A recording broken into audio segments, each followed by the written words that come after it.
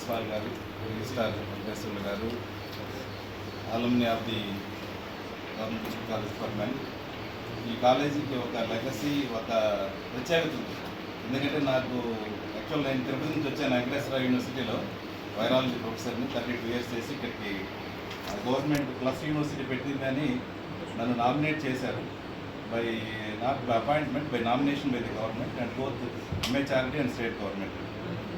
So నేను అక్కడ వైరాలజీగా ప్రొఫెసర్గా ఉండి ఇక్కడికి వచ్చి ఈ మూడు కలిపి ఒక క్లస్టర్ యూనివర్సిటీ చేసినప్పుడు, అంటే ఎందుకు ఈ క్లస్టర్ యూనివర్సిటీ చేశారంటే, ఈ క్లస్టర్ యూనివర్సిటీ కాన్సెప్ట్ అనేది సెంట్రల్ గవర్నమెంట్ కాన్సెప్ట్. ఈ మూడు కాలేజీలు, ఇట్లాంటి కాలేజీలు ఎక్కడ ఆంధ్రాలో లేవు. ఎందుకంటే చాలామంది క్లస్టర్ యూనివర్సిటీ ఎంహెచ్ఆర్డీ వాళ్ళు పెట్టినప్పుడు అప్లై చేశారు. రాజమండ్రి నుంచి చేశారు, చిత్తూరు చేశారు, 10 క్లస్టర్స్ అప్లై చేశారు ఎంహెచ్ఆర్డీ. చేసినప్పుడు ఇక్కడ ముగ్గున 3 ప్రిన్సిపాల్స్ కలిసి అంతా క్లస్టర్ యూనివర్సిటీ ఒక పెట్టమని ప్రపోజల్ ఇచ్చినప్పుడు సెలెక్ట్ అయింది. అది గ్రేట్ అచీవ్మెంట్. ఎందుకంటే మిగతా ఆంధ్రాలో ఇవ్వకుండా ఇక్కడే ఇచ్చారు. ఎందుకు ఇచ్చారు? ఇక్కడ 3 ఓల్డెస్ట్ కాలేజీలు, అటానమస్ కాలేజీలు, ఈ కాలేజీలో స్టూడెంట్స్ కానీ స్ట్రెంగ్త్ కానీ ఎక్కువ ఉంది బాగా. అందులో పిహెచ్డి ఉన్న ఫ్యాకల్టీ చాలామంది ఉన్నారు, స్టూడెంట్స్ చాలామంది ఉన్నారు. తర్వాత బ్యాక్గ్రౌండ్ చూశారు అంతా.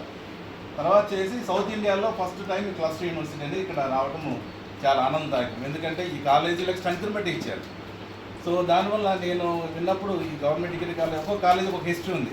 ఎందుకంటే కేవీఆర్కి ఒక హిస్టరీ ఉంది, సెలోజిప్లిక్ ఉంది. ఇవన్నీ హిస్టారికల్ కాలేజెస్. రాయలసీమలో చెప్తుంటారు, ఇక్కడ ఈ కాలేజీలో ఫ్యాకల్టీ రావాలంటే ఒకప్పుడు చాలా కాంపిటీషన్ ఉండేదట. కాలేజీలో ఫ్యాకల్టీ ఇక్కడ రావాలి అంటే చాలా టైట్గా రావాలి, సీట్ రావాలన్నా చాలా కష్టం ఉండేది చెప్తుంటారు నాకు. ఎందుకంటే పాత ప్రిన్సిపాల్స్ కొంతమంది ఉన్నారు, నాకు కలిసారు ఈ మధ్య old principals of this college. So ఇట్లాంటి కాలేజీని క్లస్టర్ అయినందుకు చాలా సంతోషము. ఎందుకంటే ఇది మెన్ కాలేజీ, ఒకటేమో ఉమెన్ కాలేజీ, ఒకటేమో combined, both Andhra and combined state college. అంటే ఇవన్నీ ఒక యూనిక్ నేచర్ ఉన్నాయి. దానివల్ల ఇక్కడ వచ్చే పిల్లలంతా చూస్తుంటే మనకు తెలుసు రాయలసీమలో ఎంత పేద పిల్లలు వస్తారో, వాళ్ళు చదువుకోలేని పరిస్థితుల్లో ఉన్న వాళ్ళని ఇది నర్చర్ చేసిందంటే ఇది గ్రేట్. ఎందుకంటే ఆ పెద్దవాళ్ళు ఆ కృషి చేయడం వల్లనే సంకల్పమే ఇదంతా. లేకపోతే వచ్చి ఉండేది కాదు, కాలేజీ కూడా డెవలప్ అయ్యేది కాదు. ఒక యూనివర్సిటీ అట్మాస్ఫియర్ తీసుకొచ్చేసారు. అంటే అంత గ్రేట్ అచీవ్మెంట్స్ తగ్గినాయి దీంట్లో.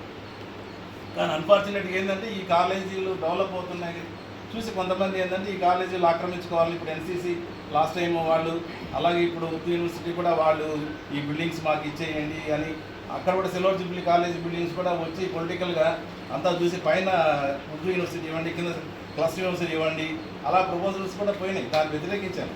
అంటే ఒకే బిల్డింగ్లో 2 యూనివర్సిటీలు ఎలా ఉంటాయి? వాళ్ళకి ఆల్రెడీ బిల్డింగ్ ఇచ్చారు, ఓరకల్ దగ్గర, ఎయిర్పోర్ట్ దగ్గర ఉంది, వాళ్ళకి మనీ ఇచ్చారు, వాళ్ళకంతా మనీ అంతా ఉంది, వాళ్ళు కట్టుకోవచ్చు, అక్కడ పోవచ్చు. అటువంటి సిచ్యువేషన్లో ఒక్కోసారి వచ్చి నాకు ఆర్గ్యుమెంట్ దిగారు పొలిటికల్ పీపుల్ కూడా. ఏమనంటే, మీరు క్లస్టర్ యూనివర్సిటీలో అక్కడ ఓరకల్ని మేము పోవట్లేదు, అదంతా మాకు వద్దు, ఆ బిల్డింగ్స్ ఇక్కడే మేము కట్టుకుంటామంటే మీరు గవర్నమెంట్ తెచ్చుకోమన్నారు.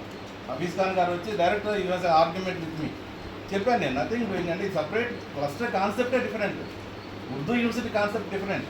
ఎందుకంటే ఉర్దూ యూనివర్సిటీ కాన్సెప్ట్ ఇస్ అంటే డిఫరెంట్ అండి, ఇది డిఫరెంట్, కాబట్టి అవన్నీ కుదరదు అని చెప్పాను.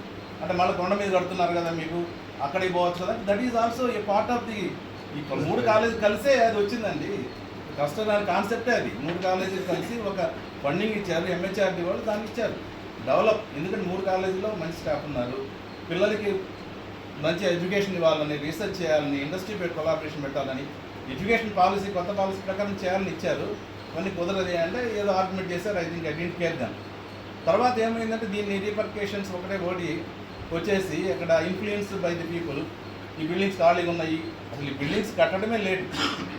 ఎందుకు 2016లో 2016లో వేసినప్పుడు ఆగిపోయినాయి మధ్యలో. నేను వచ్చినప్పుడు 2021 మార్చి వచ్చాను. అసలు బిల్డింగ్లు అంతా ఓటునట్లోనే శిథిలాల్లాగా.